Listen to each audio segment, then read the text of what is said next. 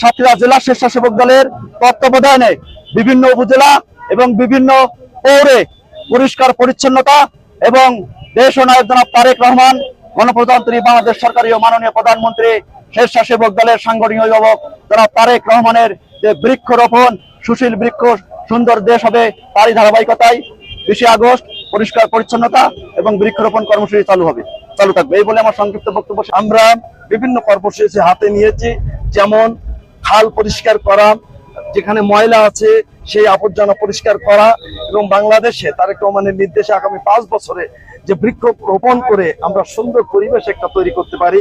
এবং উনি যে স্লোগান দেন সবার আগে বাংলাদেশ, এই দেশ আমার আপনার আমাদের সকলের, এই দেশকে সুন্দরভাবে গড়ার লক্ষ্যে তারেক রহমানের হাতকে শক্তিশালী করার জন্য আমরা বাংলাদেশ জাতীয়তাবাদী স্বেচ্ছাসেবক দল তারেক রহমানের নির্দেশে আপ্রাণ চেষ্টা করে যাচ্ছে।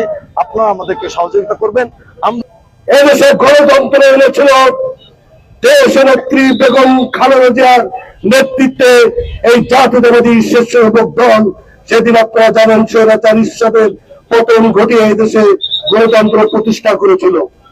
বন্ধুরা, বিগত জগদ্দল পাতনের মতো বুকে চেপে বসা ওই সেই ফ্যাসিস্ট আর্মি সরকারের বিরুদ্ধে দীর্ঘ 17টি বছর রক্ত দিয়ে জীবন দিয়ে সংগ্রাম করে ওই ফ্যাসিস্ট সরকারকে উৎখাত করেছে এই বাংলাদেশ জাতীয়তাবাদী।